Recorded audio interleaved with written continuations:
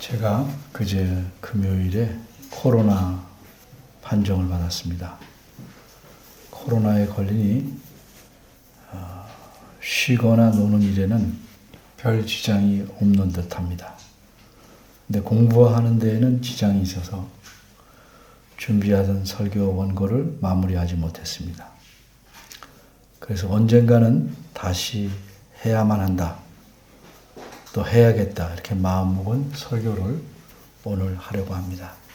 이 설교는 12년 전에 처음 하였고 출판한 제 책 여자의 노을에도 실려 있습니다.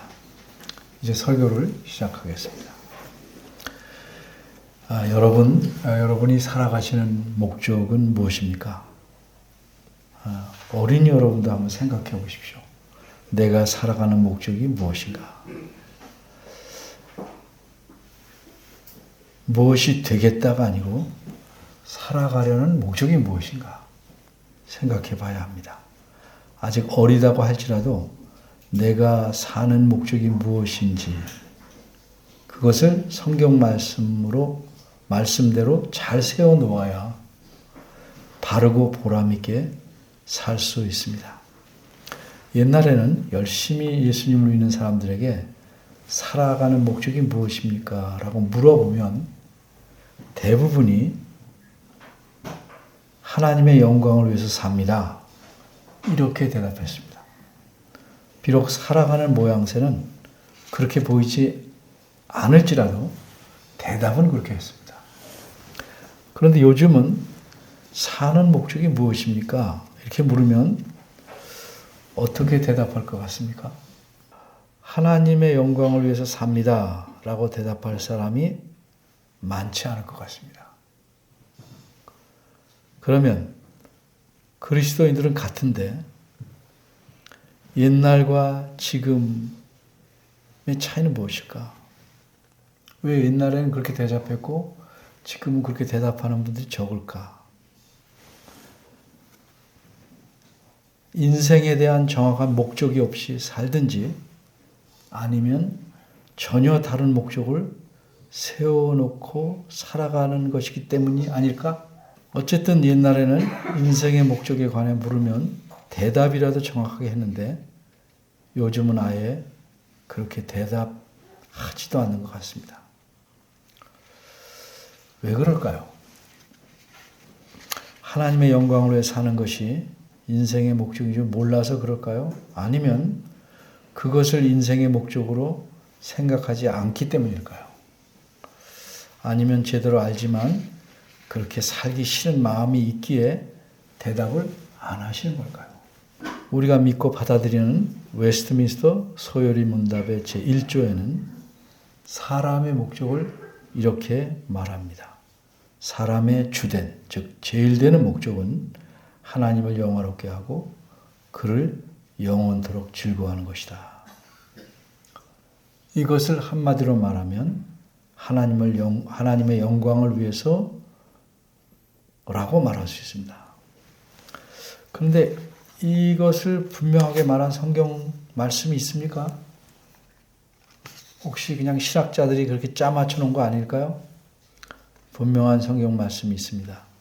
고린도전서 10장 31절입니다. 그런즉 너희가 먹든지 마시든지 무엇을 하든지 다 하나님의 영광을 위하여 하라.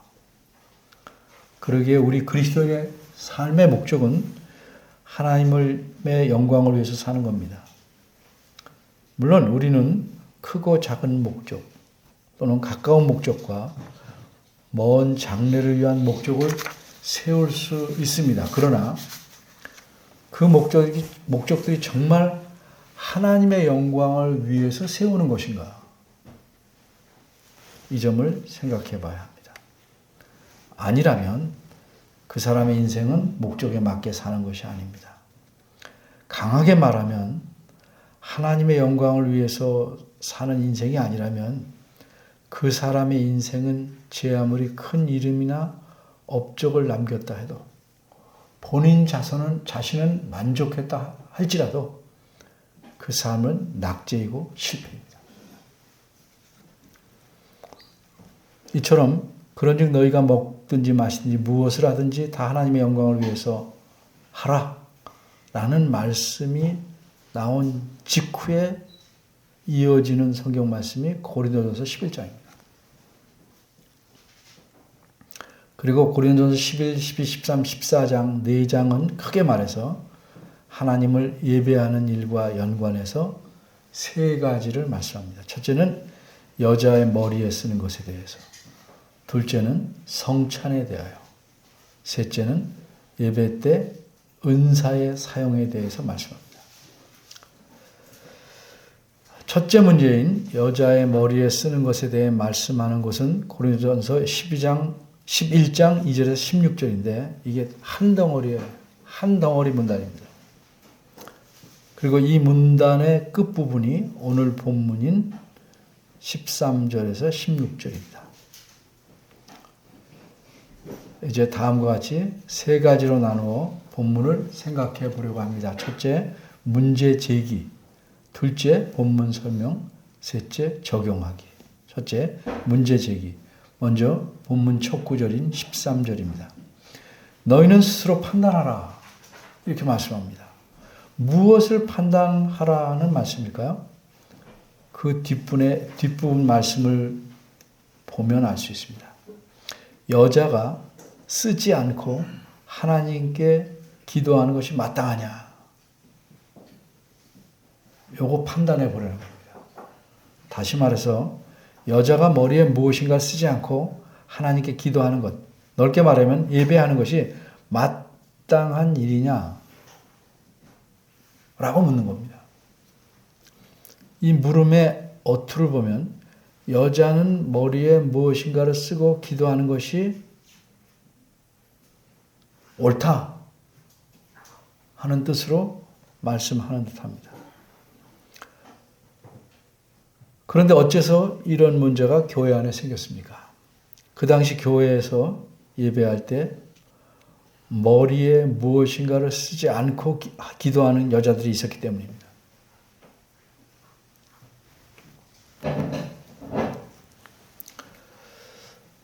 그러면 여러분 생각해 보십시오. 지금 이 자리에는 머리에 뭘 쓰신 여성이 한 분도 안 계신 것 같은데 이렇게 예배하는 것은 옳지 않다는 말씀인가? 그렇다면 우리는 하나님께 옳지 않은 방법으로 지금 예배하고 있는 것인가? 텔레비전에서 가끔 볼 수 있는 바대로 천주교에서 미사를 드릴 때는 여성들이 머리에 하얀 베일, 우리말로는 너울이라고 그러는데 그 너울을 쓰고 예배합니다. 그것이 옳을까요? 그렇다면 천주교에서는 옳게 예배하고 있고 개신교에서는 옳지 않은 방법으로 예배하는 것일까? 일단 여기까지 질문을 갖고 있는 채로 15절로 가보겠습니다. 둘째, 본문 설명 15절입니다. 이 구절에서는 여자가 긴 머리가 있으면 자기에게 영광이 된다라고 말씀합니다. 그리고 그 이유는 긴 머리는 쓰는 것을 대신하여 주는 까닭이다 라고 말씀합니다. 그러면 긴 머리가 있는 여성은 머리에 무엇을 쓰지 않아도 된다고 말씀하는 것 같습니다. 그러면 짧은 머리, 숏커트를 치신 여성만 머리에 무엇을 써야 한다는 것을 의미할까? 네. 반면에 그럼 남자는 어떨까요? 남자는 대부분이 짧은 머리인데 예배 때 여자처럼 무엇을 써야 할까? 머리에 길고 짧음이 문제라면 그렇게 해야 될까? 생각할 게 많죠? 그래서 전에 설교했지만 반드시 다시 해야겠다라고 제가 마음 먹고 있었던 겁니다. 14절을 봅니다. 이 말씀은 남자의 긴 머리는, 남자에게 긴 머리가 있는 것은 여자와는 달리 오히려 자신에게 욕되는 것이다. 이렇게 말씀합니다. 그게 욕되는 것이라는 사실은 인간 본성이 스스로에게 알려주는 것이다. 이 말은 뭐예요? 당연하다. 라는 의미처럼 들립니다. 그러니까 이런 말씀을 듣는 사람의 입장에서 보면 여러분도 마찬가지지만 여러 가지를 물어볼 게 많아요.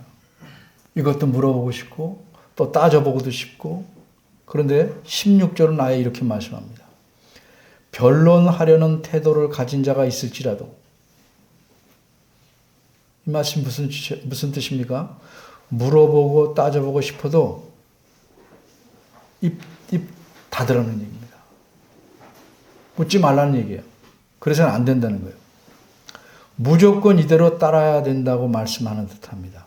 왜 그러냐면 그 다음 말씀인 하반절은 이런 분위기를 느끼게 하기 때문입니다. 우리에게나 하나님의 모든 교회는 이런 규례가 없느니라.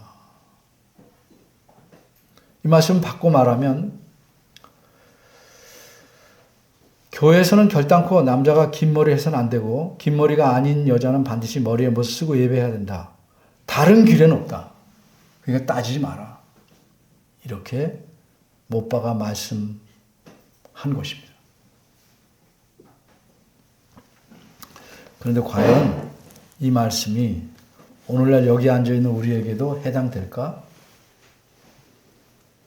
그러면 여기 있는 대부분의 여성은 잘못된 방법으로 예배하고 있는 겁니다. 머리에 아무것도 쓰지 않고 예배하기 때문입니다. 그런데 우리에게 해당되는 말씀이 아니라면 어째서 성경에 기록된 하나님 말씀이 오늘날 우리에게는 해당이 안 되는가? 그 이유를 또 알아야 합니다. 그래서 좀 더 살펴볼 필요가 있습니다.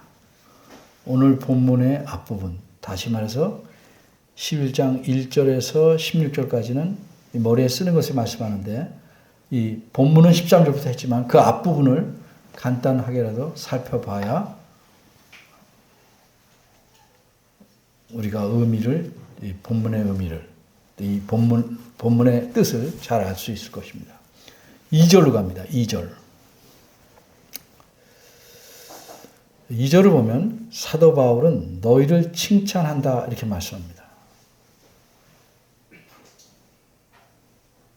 그런데 3절을 보면 그러나 나는 너희가 알기를 원한다 라고 말씀합니다.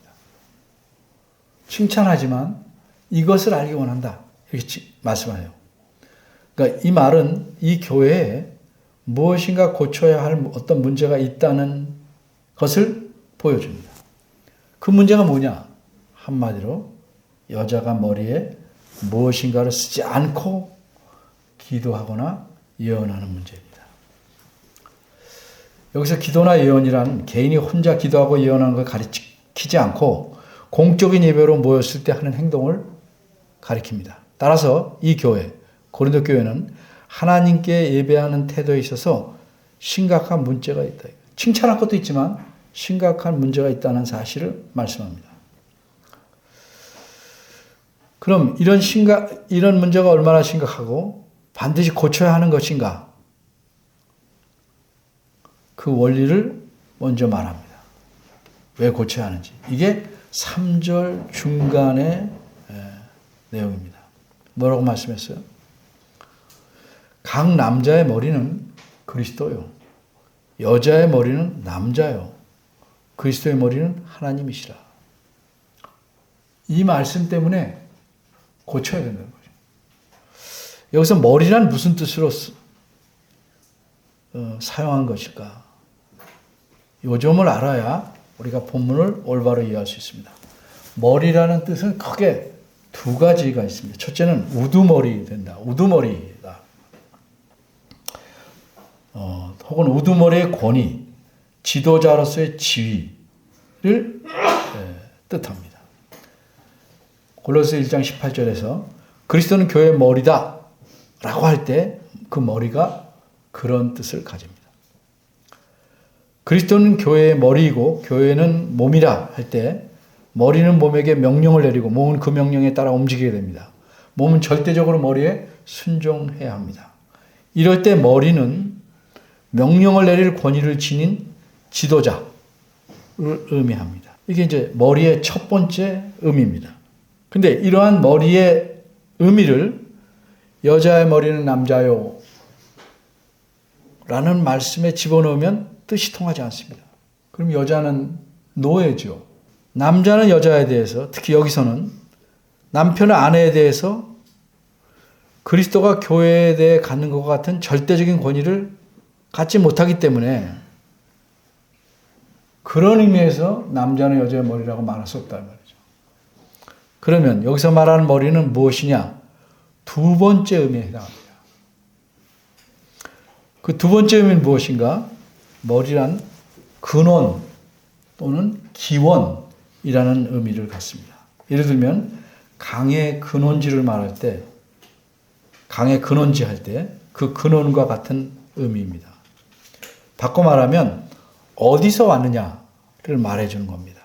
우리가 잘 아는 바대로 창세기의 말씀을 보면 여자는 하나님께서 남자로부터 만드셨습니다. 그래서 8절을 보면, 8절입니다. 8절을 보면 남자가 여자에게서 난 것이 아니요 여자가 남자에게서 났다 이렇게 말씀하는 겁니다. 이런 의미에서 남자는 여자의 머리입니다. 따라서 남자와 여자, 남편과 아내는 신분이나 가치에 있어서는 동등하나 순서에 있어서만 남자 또는 남편이 앞섭니다. 자식들이 모두 똑같지만 먼저 난 자가 있고 나중에 난 자가 있는 것과 같습니다. 이와 같이 남녀의 관계는 하나님께서 세상을 지으실 때 정해 놓으신 원리입니다. 그렇게 창조하셨기 때문에.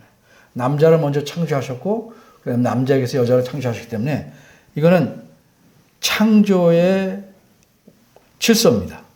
그러니까 이 원리가 예배 때에도 잘 유지되어야 합니다. 그러면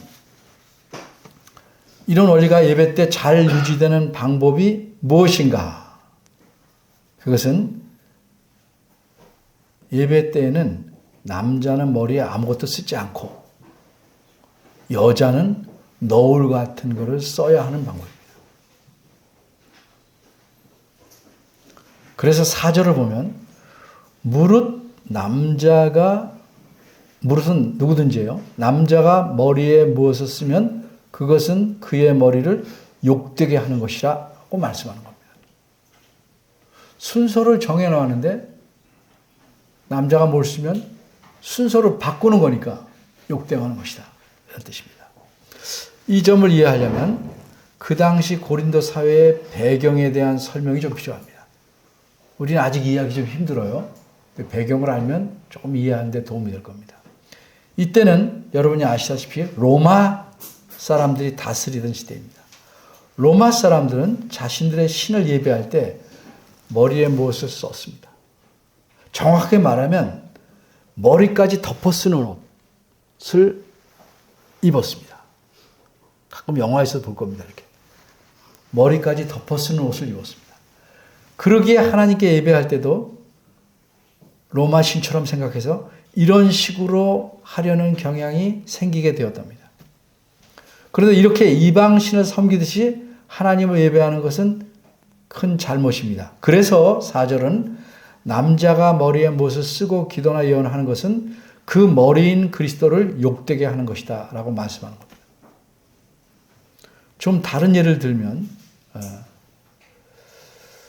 좀 실감이 나게 그리고 좀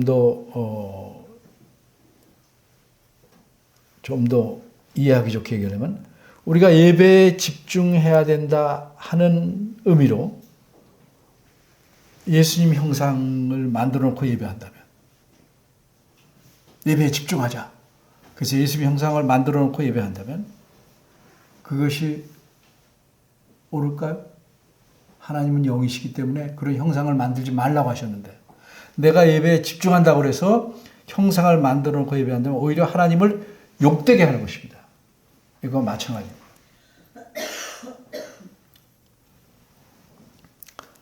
하지만 머리에 무엇을 쓰는 것 자체가 문제는 아닙니다. 구약시대에 하나님께서는 대제사장인 아론에게 터번, 이렇게 된 모자를 쓰게 하셨고, 교회 역사를 보면 추운 지역에서는 모자 같은 것을 쓸 수밖에 없었습니다. 따라서 14절에서 말씀하는 남자가 머리에 무엇을 쓰는 것이란 그 당시 이방 종교의 관습에 따라 예배하려는 방법을 뜻하는 겁니다. 그래서 4절은 그래 이방 신의 관습에 따라 하나님을 예배하려는 그런 식을 금지한 것으로 이해해야 옳습니다. 5절을 보면 반면에 여자는 예배하러 모였을 때 무엇인가를 써야 합니다. 여자는 무릇 여자로서 머리에 쓴 것을 벗고 기도나 예언을 하는 자는 그 머리를 욕되게 하는 것이니 이는 머리를 민 것과 다름이 없다, 이렇게 말씀합니다. 이것도 역시 그 당시 사회적 관습을 반영하는 말씀입니다. 우리는 몰라도 이 사람들은 그런 관습 속에 살았기 때문에 다 이해가 되는 겁니다. 그걸 우리가 캐내어 살펴보고 있는 겁니다. 당시에는 단정하고 정숙함을 표현하는 방식이 머리에 너울 같은 걸 쓰는 것이었습니다. 마치 우리나라 조선시대에 여성이 외출할 때는 얼굴을 가리느라고 장옷을 입는 것과 비슷합니다. 그런데 그 당시 단정하고 정숙함을 나타낼 필요가 없는 여성들은 머리에 아무것도 쓰지 않고 다녔습니다. 게다가 부정한 짓을 한 여성에게는 머리를 밀어버리는 벌을 주었답니다. 따라서 5절은 그 사회에서 저것은 단정한 모습이 아니라고 생각하는 방법으로 예배하는 것, 너울을 쓰지 않고 예배하는 것, 그거는 옳지 않다고 말합니다. 그거는 마치 머리를 민 것과 마찬가지다. 부정한 짓을 해서 벌 받는 것과 마찬가지다. 그런 모습과 마찬가지다 하는 얘기입니다. 그 당시 사회에는 마치 조선시대처럼 남자가 여자보다 우월하고 가치가 있다고 생각하는 남존여비 사상이 가득했습니다. 그러나 성경 말씀은 남녀는 동등하고 심지어 노예도 그 주인과 똑같이 가치 있다고 귀하다고 가치 있고 귀하다고 가르칩니다. 이런 가르침만으로도 그 사회에 놀라움과 충격을 주었습니다. 그런데 하나님을 예배하러 모인 사람들이 그 사회에서 관습적으로 볼 때 단정하다고 생각하는 옷차림까지 무시하고 제 마음대로 한다면 교회는 그 사회에 선한 영향력을 끼칠 수 없고 복음을 전하여 사람들로 구원을 이루게 하는 일들을 행할 수 없게 됩니다. 오늘 본문의 첫 구절인 13절은 잘 보면 5절과 내용이 같아요. 여자들은 예배할 때 반드시 머리에 너울 같은 것을 써야 한다는 의미입니다. 그래야만 하는 까닭은 그것이 남자와 남편에 대하여 그 사회가 요구하는 단정함의 모습이기 때문입니다. 더 나아가서 하나님께서 남자를 먼저 지으심으로 여자는 남자가 내 자신의 머리됨을, 아내는 남편이 자신의 머리됨을 인정하도록 하신 창조 질서이기 때문에 그렇습니다. 14절과 15절은 이 두 가지 이유 외에 다른 이유를 하나 더 설명합니다. 그것은 사람이 공통적으로 갖는 본성에 의해서 남자는 긴 머리를 갖지 않아야 하며 여자는 긴 머리를 갖는 것이 자신에게 영광이 되는 것임을 인정하기 때문이라는 것입니다. 특히 15절 말씀에서 여자의 긴 머리는 쓰는 것을 대신하여 라는 말씀이 있어요. 여긴 설명이 좀 필요합니다. 대신한다라는 표현 때문에 긴 머리를 가진 여인은 머리에 너울을 쓰지 않아도 되겠네 라고 오해해서는 안 됩니다. 짧은 머리만 가진 자만 쓰면 되겠네, 이거 아닙니다. 이 대신한다는 표현은 엄밀히 말해서 좀 안타까운 번역입니다. 이 뜻은 위하여란 뜻입니다. 위하여. 바꿔 말해서 여자의 긴 머리는 왜 주셨냐? 쓰는 것을 위하여 주셨다는 뜻입니다.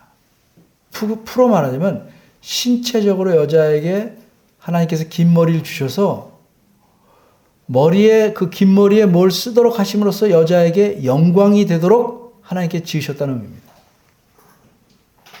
우리는 동의 못할지라도 그 당시 사람들이 이렇게 생각했단 말이에요. 물론 짧은 머리에도 치장할 수 있지만 긴 머리에 치장하고 뭘 쓰면 더 아름답게 그 여자에게 영광이 되도록 보이게 하나님이 지으셨다는 뜻입니다. 이처럼 여자는 머리에 무엇인가 쓰게 되어 있으므로 함께 모여 예배할 때 여자는 창조의 원리, 창조의 질서와 그 사회가 요구하는 단정함의 표현으로서 반드시 머리에 너울 같은 걸 써야 한다는 의미로 말씀합니다. 그리고 16절을 설명하면 이렇습니다. 남자는 머리에 못을 쓰면 안 되고 여자는 머리에 못을 쓰고 예배한다 하는 이런 규례는 고린도 교회만 요구하는 것이 아니고 하나님의 모든 교회는 이러한 규례를 따라야 하기 때문에 이 점에 대해서는 다른 입장을 주장하지 말고 잘 지켜야 한다라고 말씀합니다. 자, 뭐 복잡한 것 같은데 문제는 우리는 어떻게 하냐? 좀 정리가 덜 되죠? 세 번째, 적용하기. 그럼 이 말씀을, 이 가르침을 현재 우리는 어떻게 받아들여야 할까? 성경에 있는 대로 우리도 똑같이 행해야 할까? 그래서 남성은 장발이면 안 되고 여성은 모두 긴 머리, 물론 치렁치렁한 긴 머리를 의미하는 건 아니지만 모두 긴 머리를 해야 하고 특히 여성은 너울 같은 것을 쓰고 예배해야 할까? 이게 이제 우리의 관심이잖아요. 아니면 이 말씀은 고린도 교회에게 주신 말씀이니까 무시해버려도 되는 걸까? 그대로 해야 될까? 고린도 교회에 주신 말씀이니까 무시해버려도 될까? 어떻게 생각해야 되겠습니까? 그대로 행해야 된다라고 생각하면 한번 손 들어보실래요? 그대로 행하기 싫어서 좀 힘들어서 무시해버려야 된다. 손 들어보시오. 그것도 이게 하나님 말씀인데 둘 다 좀 곤란하죠. 그래서 이런 난제를 올바로 구분하려면 성경 말씀이 어떤 성격을 갖고 있는지를 우리가 알아야 돼요. 이 부분만 아니고 모든 성경 말씀을 어떻게 이해해야 될까? 성경의 두 가지 성격을 우리가 알아야 돼요. 첫째는 하나님께서 성경 말씀을 주신 것은 지금 여기 있는 우리에게 처음으로 말씀하는 것이 아니라는 사실이에요. 이게 무슨 말씀이냐? 이 말씀을 처음 듣는 사람들은 옛날 사람들이에요. 하나님께서 그들에게 말씀하실 때 그들의 상황에 맞게 그들의 언어로 말씀하셨다는 사실입니다. 그래야 그들이 이해할 수 있죠. 그걸 늘 염두에 둬야 합니다. 다룰 수 있다. 두 번째는요. 하나님께서 그들에게 말씀하신 내용 중에 나중 사람들에게 필요하다고 판단하신 것들은 이렇게 성경에 기록하게 하셨어요. 그래서 그 이후의 사람들이 이 말씀을 통해서 하나님의 뜻, 의도를 알게 하셨습니다. 그럼 우리는 이 말씀을 통해서 하나님의 의도를 잘 파악해야 되는 거지 모든 상황을 우리에게 그대로 다 맞추는 것은 아니다 하는 사실입니다. 예를 하나 들죠. 하나님께서 신발을 선물하기를 원하실 때 조선시대 사람들에겐 어떻게 말씀하시겠습니까? 내가 내게 좋은 부츠를 선물하겠다. 이렇게 하면 알겠어요? 뭐라고 그랬어요? 집신을 선물하겠다. 이렇게 말하는 게 자연스럽죠. 그런데 우리에게 말씀할 때는 어떻게 말씀하겠습니까? 좋은 집신 하나 줄게. 우리한테는 뭐 장난삼아 심을 수 있지만 안 되죠. 그럼 하나님 우리한테 뭐라고 말씀하시는 게 필요할까요? 좋은 구두나 운동화, 부츠를 선물하겠다. 이렇게 말씀하셔야겠죠. 그런데 하나님의 의도는 똑같죠. 좋은 신발을 주고 싶다. 그래서 하나님께서 옛날 사람들에게 너희에게 좋은 집신을 선물하고 싶다라는 말씀이 이 성경에 쓰여 있다면 우리가 볼 때 어떻게 해야 돼요? 우리한테도 집신을 주시는 거 이게 아니고 신발을 사주고 싶으시다는 의도구나. 이렇게 이해해야 한단 말입니다. 이처럼 성경 말씀에는 그 당시 사람이 이해할 수 있는 그 상황과 언어로 말씀하셨지만 그 내용이 그렇게 주어졌기 때문에 우리는 그 내용에서 하나님 말씀하는 의도를 파악해서 이해해야 되는 거죠. 그러면 오늘 본문은 어떤가? 오늘 본문에는 크게 두 가지 원리가 들어있어요. 하나님께서 세우신 창조의 원칙이 하나 있어요. 두 번째는 그 당시 사회의 관습을 염두에 두시고 말씀한 특별한 그리고 그 당시에만 제한된 그런 원칙이 들어있어요. 16절은 그리고 어떤 교회든지 이런 원칙을 무시하고 예배해서는 안 된다는 사실을 강조가 있어요. 그러면 우리는 이 가르침을 어떻게 적용해야 될까? 다 그대로 글자 그대로 적용할 수는 없어요. 많은 사람들이 나는 글자 그대로 믿는다. 좋은 생각이지만 글자 그대로 믿는다는 것과 글자 그대로 적용한다는 건 다른 겁니다. 이 두 가지 원칙 중에 창조의 원칙, 창조의 질서에 관한 거는 반드시 적용돼야 돼요. 왜? 창조 때 세우신 거기 때문에 그거는 모든 만물에게, 모든 사람에게 어느 문화나 어느 시대나 다 적용되어야 하는 겁니다. 하지만 그 당시 사회 관습에 관한 원칙은 오늘날 우리 사회의 관습적인 면에서 다시 생각해서 뜻을 응용해야 됩니다. 그러면 창조 원칙이 뭐예요? 예배 때는 여자는 남자를, 아내는 남편을 자신의 머리로 인정하고 존중하는 마음으로 그런 마음을 갖고 예배해야 됩니다. 한편 우리가 살고 있는 이 사회 사람들이 내 모습을 보면 과연 내가 단정하고 정숙하다고 볼 만한 옷차림이나 그런 모습인가를 생각해 봐야 합니다. 우리가 공적으로 어떤 사람을 만나러 갈 때 어떤 옷차림과 모습으로 나가느냐는 어떻게 정하죠? 상대방에 대한 인식, 무게가 내 마음속에 작용해서 정하게 됩니다. 그렇죠?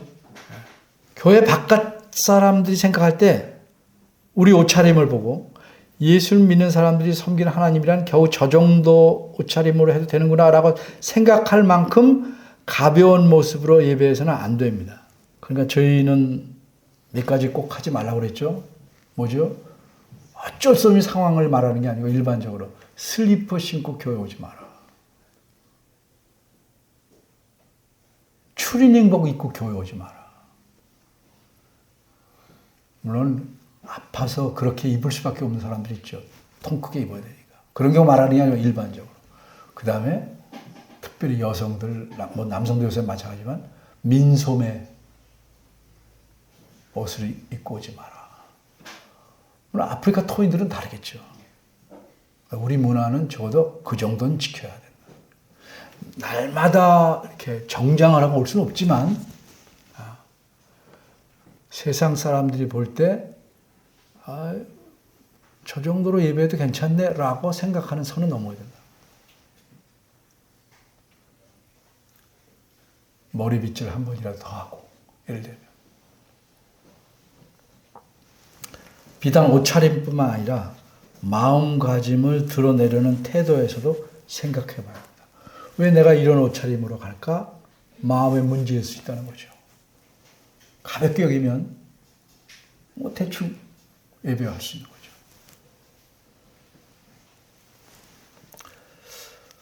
나는 과연 어떤 자세로 예배하고 있는가? 그것은 하나님께서 하나님이 내게 어느 정도의 무게로 인식되고 설정되어 있는가와 비례합니다. 그 무게에 걸맞은 옷차림과 마음 자세를 가져야 됩니다. 성경이 요구하는 무게. 그렇게 예배에 임하고 있는지 생각해 봐야 합니다. 우리 인생의 목적이 뭐라고요? 하나님의 영광을 위해 사는 겁니다. 그런데 하나님의 영광을 위한 가장 최적의 행위가 무엇보다도 예배입니다. 그렇기 때문에 자신이 알고 있는 것 이상을 남한테 가르칠 수 없는 것처럼 예배 때 자기가 마음 쓰는 것, 예배 때 생각하는 하나님의 영광, 그것보다 더 나은 하나님의 영광을 우리 일상생활에서 드러낼 수가 없어요.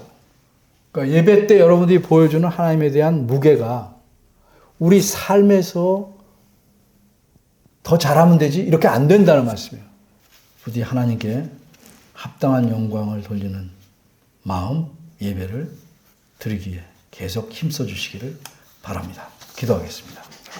은혜로우신 하나님, 우리가 부족하고 완고하고 아둔하고 고집스럽지만 주의 말씀으로 계속 깨닫게 하시고 가르쳐 주시고 고치게 하셔서 주님이 원하시는 모습으로 변하게 하심을 감사합니다.